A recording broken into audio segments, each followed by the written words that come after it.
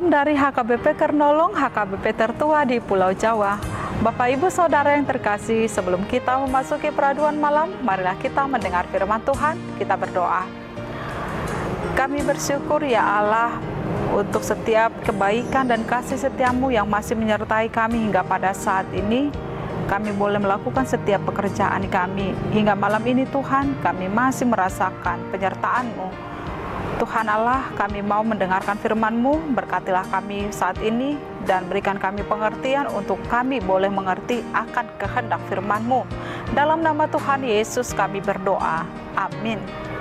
Firman Tuhan renungan bagi kita dari Injil Yohanes 20 ayat 15 hingga ayat 20. Ayat pembimbing renungan ayat 18, begini firman Tuhan. Maria Magdalena pergi dan berkata kepada murid-murid, "Aku telah melihat Tuhan," dan juga bahwa Dia yang mengatakan hal-hal itu kepadaku. Demikian firman Tuhan. Aku telah melihat Tuhan.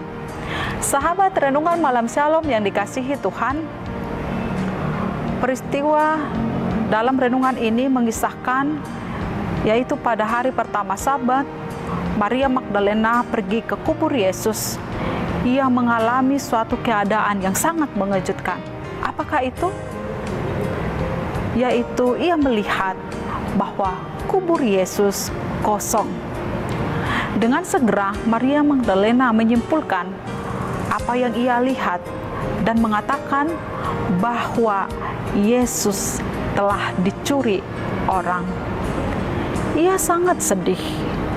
Di tengah kesedihannya karena kehilangan Yesus, Maria semakin sedih karena orang yang dikasihinya telah hilang jejak, telah hilang tanpa ia ketahui. Padahal sesungguhnya Yesus ada di antaranya bersama dengannya. Dalam situasi itu, walaupun ia sendiri menyangka bahwa Yesus yang ada bersama dengan dia adalah penunggu taman. Yesus pun kemudian menyatakan dirinya dan menceritakan tentang dirinya kepada Maria Magdalena. Dan saat itu juga bergegaslah Maria Magdalena untuk pergi cepat-cepat memberitahukan peristiwa itu kepada murid-murid yang lain bahwa ia telah melihat Tuhan. Demikian ia katakan melalui renungan ini, "Aku telah melihat Tuhan," dan juga bahwa Dia telah mengatakan hal-hal itu kepadaku. Sahabat renungan malam Shalom yang dikasihi Tuhan, apakah kita sama seperti Maria Magdalena yang mencari Yesus di kubur yang kosong? Biarlah setiap kita masing-masing belajar memahami peristiwa yang dialami oleh Maria Magdalena dalam kehidupan kita. Kita tidak lagi mencari Tuhan Yesus di tempat yang kosong. Biarlah kita pun di dalam kedekatan dengan Tuhan, di dalam hubungan yang begitu mengasihi Tuhan, jangan sampai iman kita lemah atau mungkin kabur atau mungkin juga hilang. Pikiran yang mempengaruhi kita untuk tidak paham atau kurang memahami tentang kebangkitan Yesus. Sesungguhnya kebangkitan Yesus adalah memberikan jaminan dan kepastian kepada kita bahwa kehidupan kita, baik hidup maupun mati, adalah di tangan Tuhan. Dan segala sesuatunya Tuhan tidak pernah meninggalkan atau membiarkan kita.